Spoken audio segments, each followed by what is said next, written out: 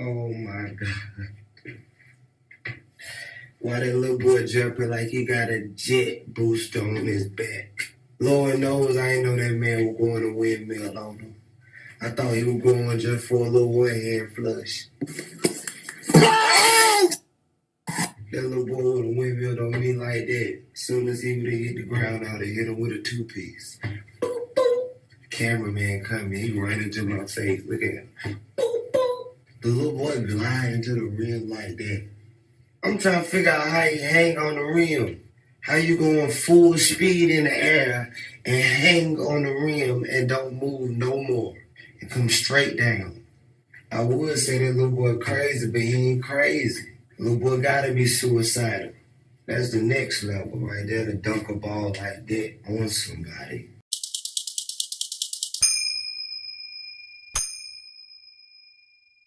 I'm so excited for this interview. So, for all you that be hitting me up in my DMs saying, Bell, I need to know how to jump higher. Bell, can you give me drills? Bell, I want to learn how to get a 40-inch vert. Listen, Linda.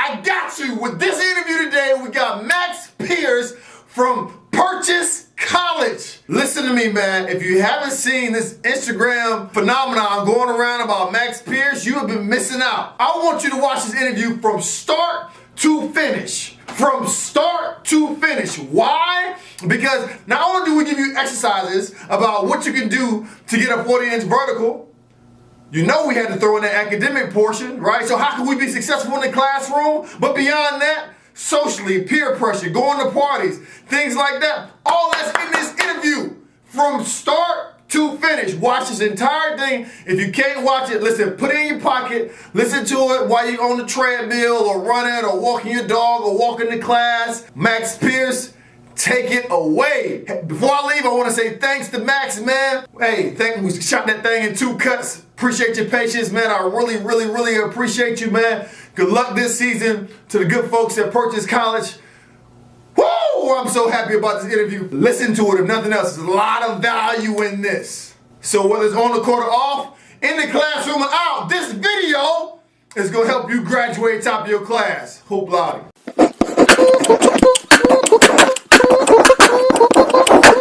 Hoop Loudy. People that don't know you, man, tell me a little bit about yourself, man. Your name, where you're from, and yeah, man, your channel. So my name is Max Pearce. I'm a senior economics major at Pearce College. I live in Westchester, New York. I've been playing basketball since I was in 5th grade, I want to say. And basically the way my platform came about, I had one video in particular circulate. A couple of large pages got a hold of it, and then it continued to circulate. And then I thought, okay, I've got a little bit of a platform, so how do I want to continue to ride this wave and build momentum? So I just continued to try and put out more videos and hope that they go viral, and that's pretty much what happened. So now I'm at like 36K. Wow! How does that feel when you hear those numbers saying like that? Is it numb to you now? For a while, it felt surreal. Yeah. But like this summer was by far the largest in terms of improvement. I think in March, I was at 15K. Okay. So from March to like September, it was like a 20,000 follower gain. Get out of here. Yeah, that's crazy. That's crazy. Yeah. So let me ask you this, man. First of all, how tall are you? 6 feet. 6 feet. 6 feet. What's your vertical jump? 48 inches. 48 inches. Yes, sir. That is crazy. Talk to us about when you started dunking. Like, how was that process of when you started dunking? I mean, because you're not a very tall guy, so right. Talk to us about that process when you got started. So, I started early. The process started early. The results did not come early. Okay. So that's one thing that I really want to emphasize is like a lot of people are like, oh, I tried this program 5 months. It says it's a 5-month program and I still can't dunk. I still can't jump as high as I thought I was going to. So it must not work. But that's really not the case. So when I was 13 years old. I just had this like newfound desire, primarily from watching Vince Carter, but just to want to dunk the basketball. And all my other friends could touch the rim. I couldn't touch the rim. So it got to a point where, I was able to get in a gym 6 or 7 times a week. So I would try to touch the rim 20 to 30 times within a week span. Type deal. But there are always different gadgets of how you can jump higher. Like, you got to have the moon boots on, you got to have the weighted this, you got to do this. Talk to us a little bit about how you feel that you got that jumping ability.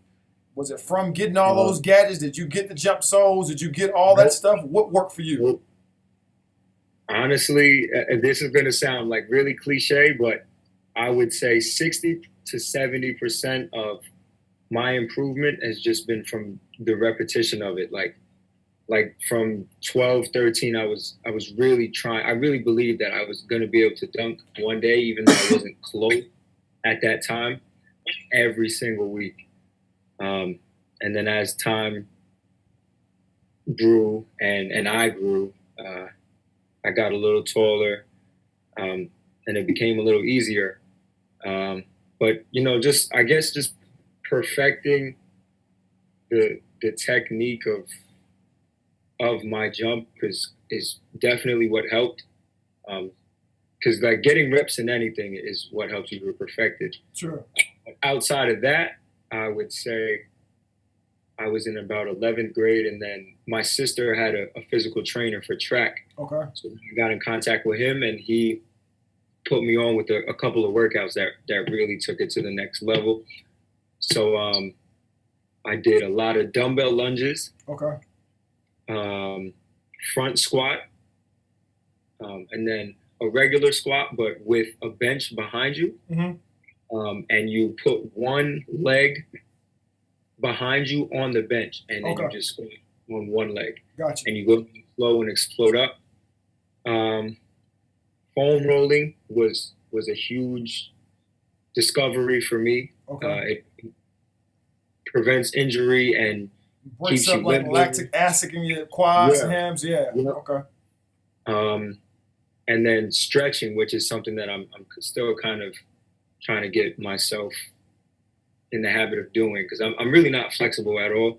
And that's something that I know will add 5 to 7 inches. That's what my trainer says. It'll add, if you become flexible, it'll add 5 to 7 inches to your vertical, no matter what it is. So not just stretching before a game, but just stretching throughout the day.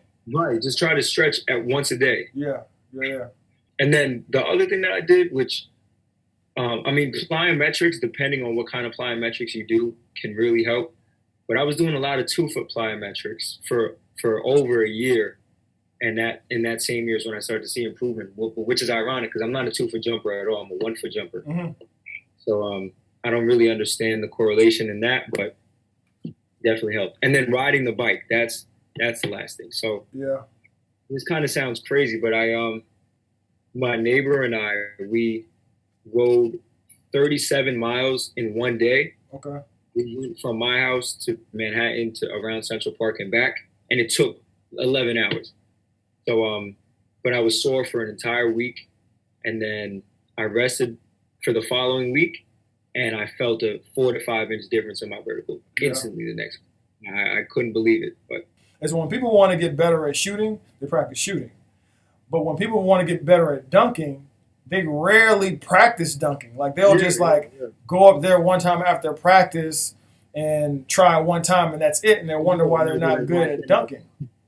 But here you are. I mean, I could see stuff in your Instagram deal where some of these dunks you miss. You are plenty higher above the rim, but you still upload those. But that shows me that you're practicing this stuff. It's just not something you just fell out of the bed and just went up there and just dunked it.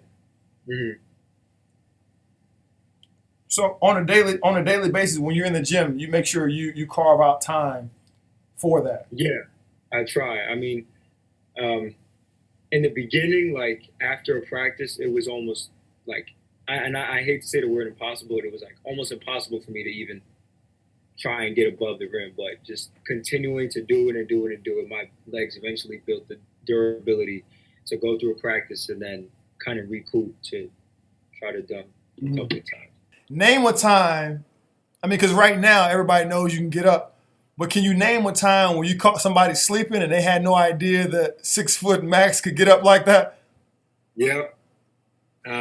It's actually my first in-game dunk in any aspect. Okay. So I was pickup game at the park, and I caught the ball, and whoever was closing out on me got there too late, so I just went baseline, took a dribble, and 1-2. I don't know if he half jumped or he didn't think he had to jump as high, but I kept going, and it was right on him. The game took a little bit of a break after that. Yeah. Well, how was the reaction of everybody around you? Yeah, that's exactly what I'm alluding to. Okay. The fact that everybody was like, "Oh my gosh!" And then the break was. I mean, the game kind of paused for a little bit because everybody was going crazy because nobody expected it. Nobody did. Okay. But yeah. So that's pretty much how it happened, and then pretty much the same reaction 2 years ago. I had an in-game dunk when I was a sophomore in college, and nobody on the other team knew that I could jump like that because this was before my Instagram was well known. This is when I only had like 1,000 before you start popping. Yeah. Yeah. So yeah, I rose up on one kid. He tried to take a charge, and my knee was at his face. Shots. Let me ask you this, man. When you take it baseline or whatnot, was it a mentality like I'm about to put him in the basket, or was it just like a reaction deal where I'm just going to get to the hoop?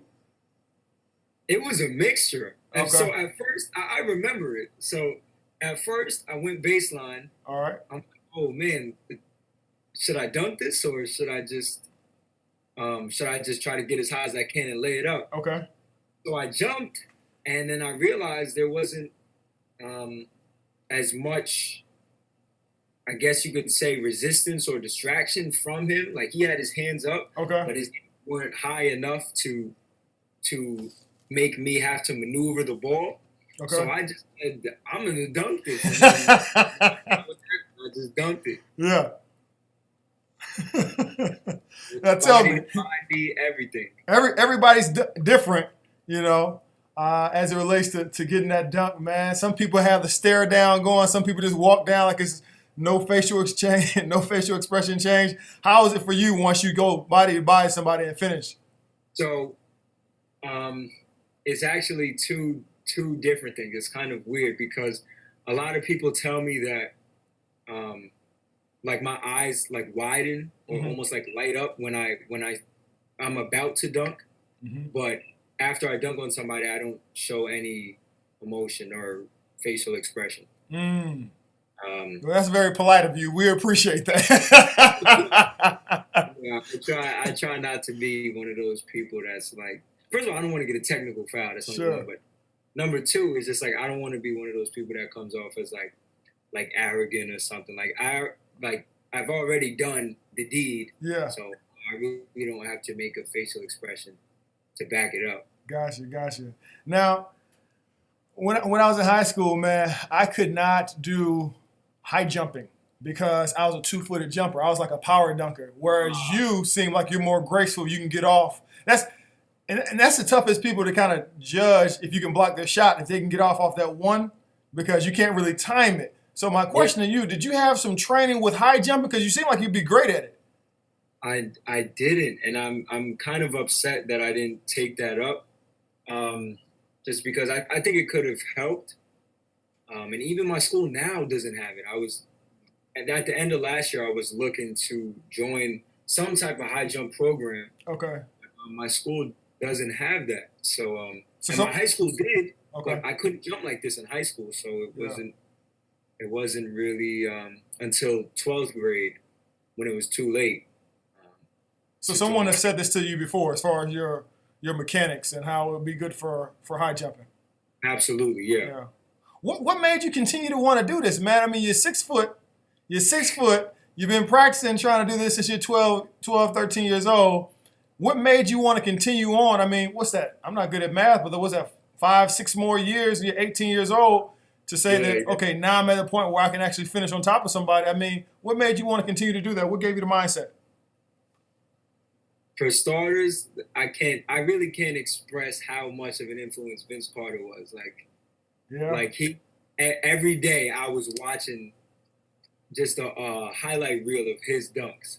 So I would say for 2 or 3 years, from like 13, oh no, I'm sorry, from 12 to like maybe 15, I was watching Vince Carter weekly.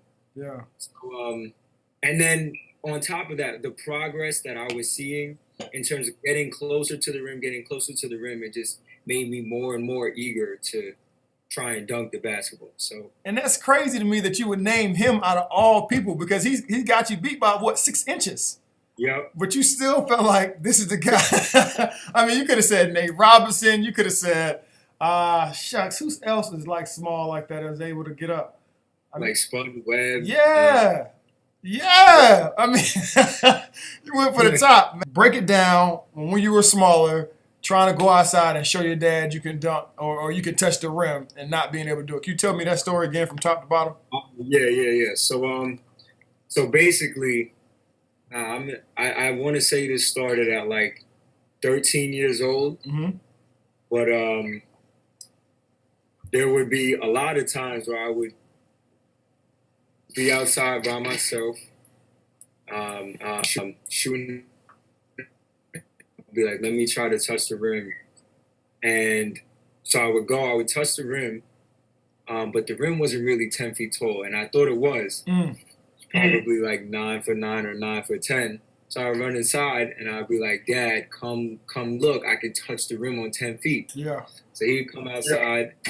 I would be starting from like half court, run all the way up, short. Couldn't get it in front of him. But you could do it before he got out there. I could do it before he got out there. Yeah. Absolutely. And I don't know if it was the pressure. I don't know what it was. I don't know if I talked myself up too much. I don't know what it was, but I couldn't get in front of him for a while. And that really frustrated me. So that gave me even further motivation to be sure that I had it down pat. And then once I got it down, I brought him to an indoor gym where it was actually 10 feet. And I said, all right, look.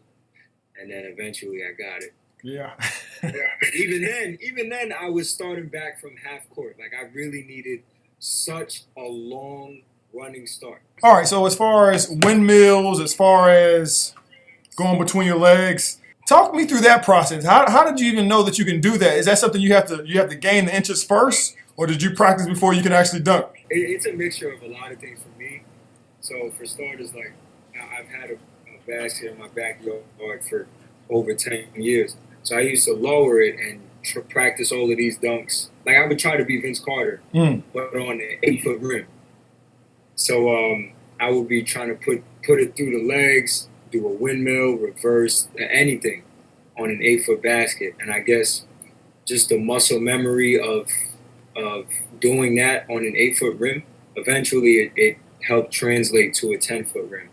But I would say when I was trying it on a 10-foot basket, for a while, I didn't even think about trying it through the legs. And then one day I was like, oh, let me try this. And the first day that I tried it, I got it. I was in shock. Practicing on a smaller goals actually helped you out with the coordination and everything. Okay. That's crazy. I like that. That's cool. That's cool.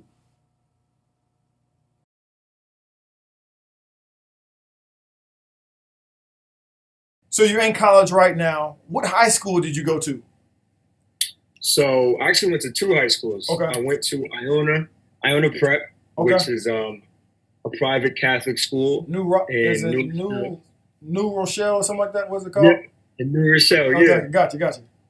Yep. And then I transferred to Tuckahoe High School, which is the town that I live in. All right. And I graduated from Tuckahoe. Gotcha. Primarily just because the tuition was getting really high. Every year they were raising the tuition at Iona. Yeah. But I already established the foundation that I needed to coming out of Iona. I only did 1 year at Tuckahoe. So I did 3 years at Iona, and then I finished at Tuckahoe. So talk to us a little bit about how you got your start from high school to college. Like, how did you even transition into college? How did you get any looks? Was it camps that you went to? Did you know a coach? How'd that happen? Got you. So, half of the reason why I transferred out of Iona was the tuition. That was probably more of the most glaring reason. But secondarily, it was because I wanted to give myself a shot at playing at the next level. And I was just flat out, I wasn't getting any exposure at Iona. I was way smaller than I am now. Yeah. And I was playing behind Ty Jerome, who is at Virginia. Okay.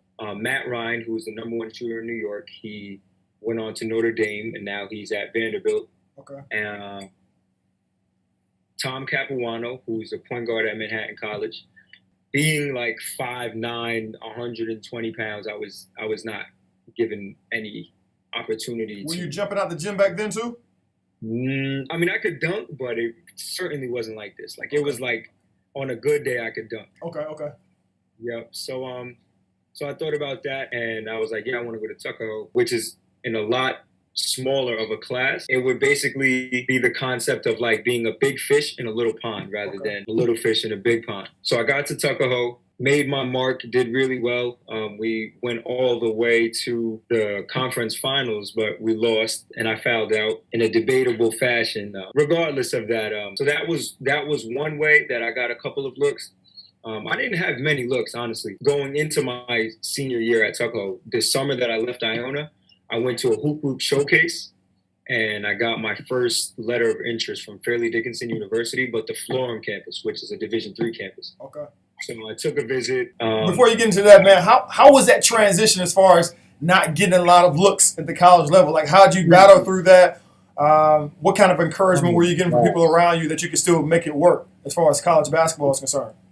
So in the beginning, I didn't really have anyone telling me, like, keep going, you're going to eventually get some interest. And on top of that, the list of guys that I just provided, they were all getting tons of different looks. Like, the news was at my school every other week talking about this top player and that top player. And everybody else around me is getting high Division I looks, Division II looks. So do you think it's because of just your size that was the case? I think my size had a lot to do with it. Okay. And I just, honestly, I don't think that I was ready in my junior year. So knowing that I was kind of, I guess, undiscovered and unacknowledged, kind of made me a little bit more focused and increased my drive to try to get something going, because I really try and play it. I'm sorry, say it again. No, I'm just saying I really wanted to play at the next level, so it kind of. What kind of advice would you give those individuals that are undersized and have those same aspirations? Like, what would you be telling someone else that may be going through your same situation in high school? Well, I would definitely say it starts in your mind. Your mindset has to be a lot tougher than somebody who's given the physicality and the size, because just having athleticism and size is already a gift. You don't necessarily have to have an extremely aggressive mindset, because the odds are that physics will work out in your favor, and the game will be a lot easier for you. So like, thinking about guys like AI, like, he was not big at all. Nate Robinson, not big at all, but their mindset is just different than most of the guys that were in the league. They were a lot more tenacious, a lot more poised. Do you see that mindset being prevalent in other aspects of your life, maybe in school, academics, and things like that, where that's been helping for you? And if so, can you talk a little bit about that? Yep. So I think in a little bit deeper of explanation of that mindset, from my perspective anyway, is seeing yourself as not only equivalent to everyone else in that playing field, but even over them. So although physically you're smaller than most of the other athletes, or people in your league, those guys see themselves as quote unquote 7 feet tall compared to everyone else. They see themselves as more of a threat, all of these things like that. So in terms of the academic side, when I was at Iona anyway, I was with a whole bunch of guys that were going to like Cornell, MIT, And just, hearing some of the remarks, and that they were automatically by default smarter than you, that always irritated me. So that kind of gave me the same mindset that I was talking about for guys like Nate and AI. Sure. It gave me the same mindset in the classroom. So I always tried to keep up with them. I noticed that you're not majoring in underwater basket weaving or how to wash your hands with soap. So talk to us a little bit about your major, man. What led you to that major, and what do you like about it? So I'm an economics major.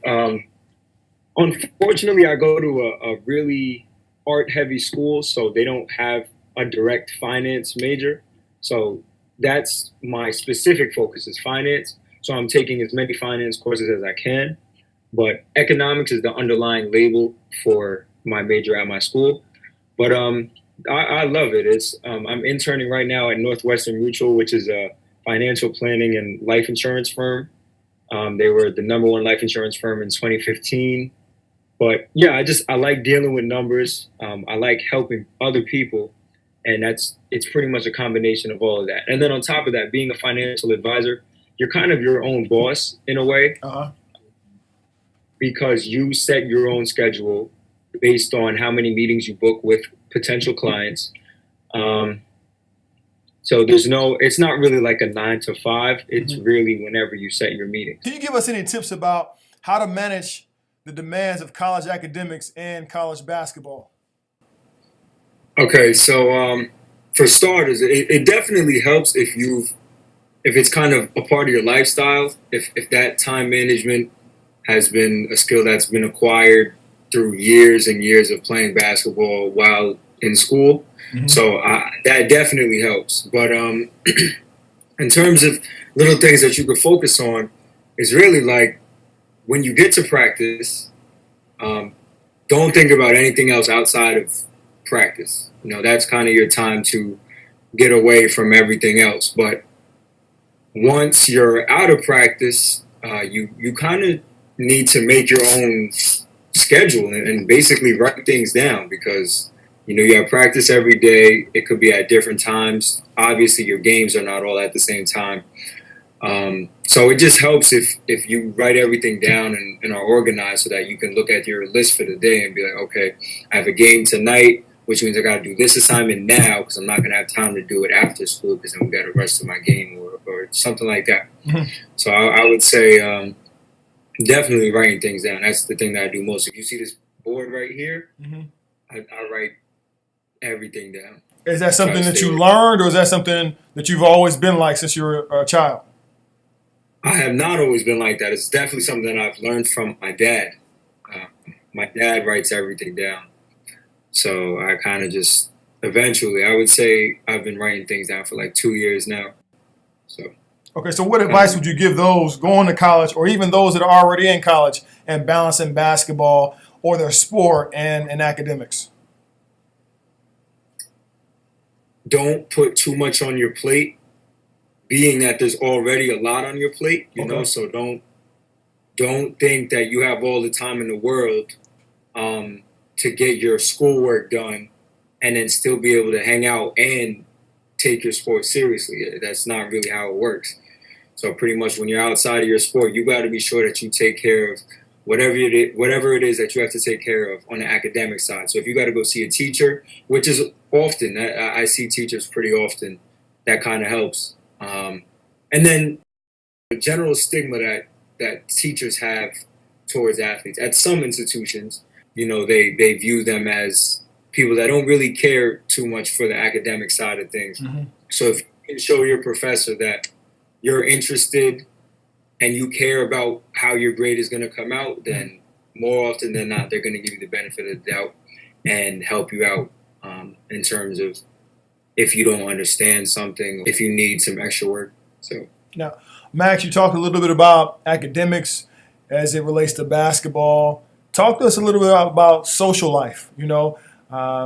There is, like you said, a stigma going around as far as how the college experiences are supposed to look. A lot of people say that you need to have a lot of sex, have a lot of alcohol, have a lot of drugs and whatnot.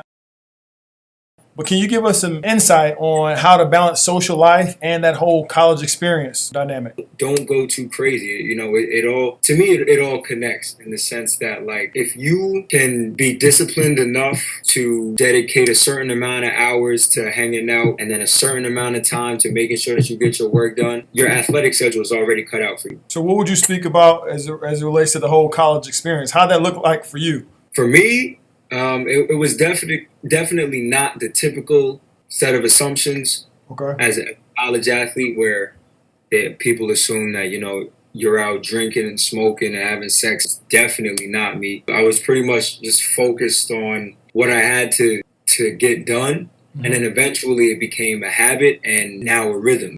Okay, so as far as college, so you're at what school right now? Purchase College. Purchase College. So is that a D1, D2, D3? What kind of school is that? D3. It's a D3. Division 3. Okay. Yeah, but my freshman year, I was at Fredonia State, Okay.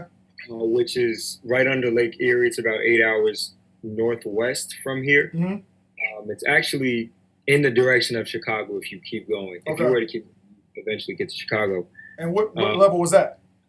Division 3 as well. Okay, so let me ask you this, man, because having been someone that was identified with the game of basketball, when I came out of high school, my coach asked me where I wanted to be. You wouldn't imagine where I told him I was going to go to school at. I told him I was going to go to Kentucky. And I wanted to go there. I was so far misguided as far as wanting to go to that school, and I feel like a lot of people miss their blessing in a sense because they're so caught up in, I have to go Division 1.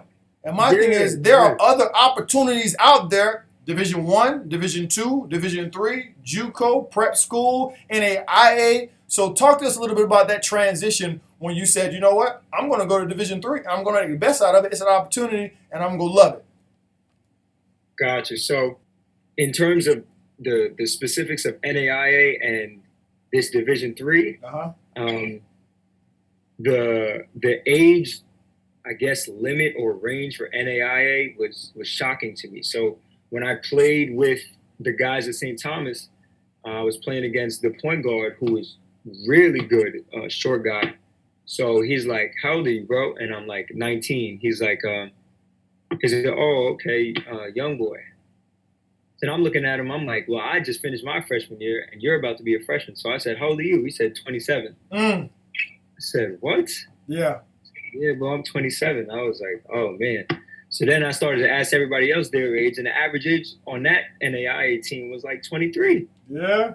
24. So it was kind of shocking to me how, I guess, not far behind, but how delayed some of these guys were, like, in terms of, like, being a 27-year-old freshman. You know, maybe he took – I don't know what his story is, but I think the dynamic is different when you're playing with completely grown men.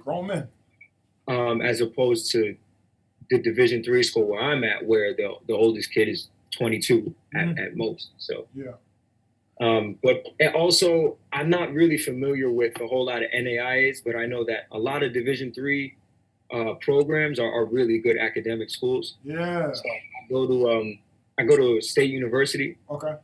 It's a pretty good academic school. So that was the other key factor for me choosing this over that NAIA. So what do you say to cats that are graduating high school and they feel like Division 2, basically anything that's not Division 1 is failure? What do you say to those individuals? What would you say to yourself, your earlier self? Because if I'm being honest, I was like that, and I went to a Division 2 school in Arkansas called Ouachita Baptist University, right? So what would you say to those individuals?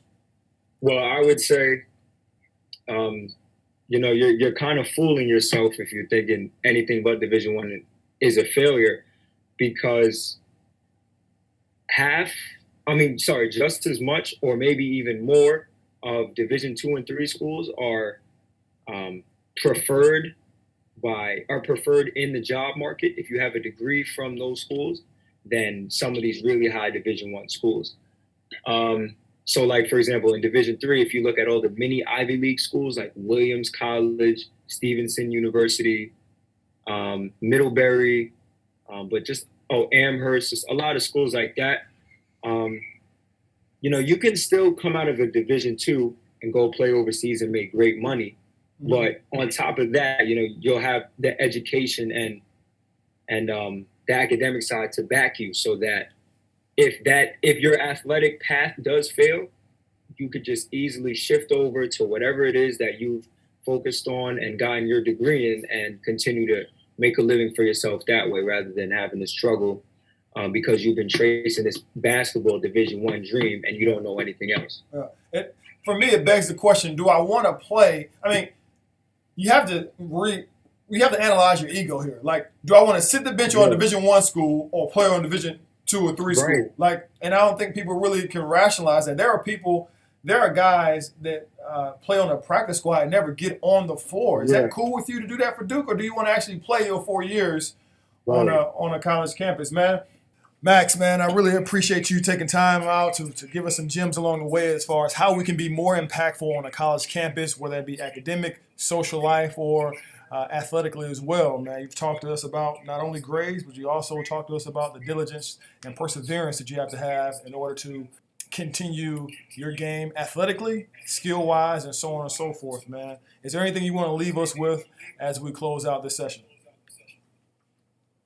Last thing I just want to leave with everybody is, you know, just try to stay focused in whatever it is that you're doing. Be sure that you find a way to stay organized, because there's a lot of things along the way that you don't expect to happen that will happen. And that will definitely help you to achieve whatever it is that you're trying to achieve. If you want to see more crazy videos, things like that, you can find me on Instagram at _Max W3LL_. And don't forget to graduate at the top of your class. Hoop loudy.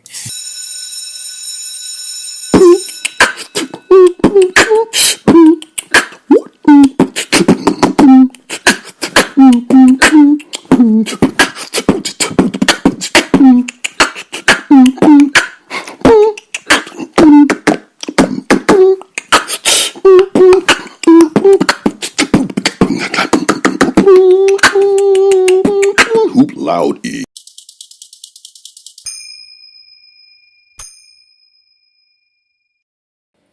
Quick message. If you have a goal, you literally have to believe in it before it becomes tangible. So you can't let any types of obstacles get in the way of how much you believe that you're going to reach that end result.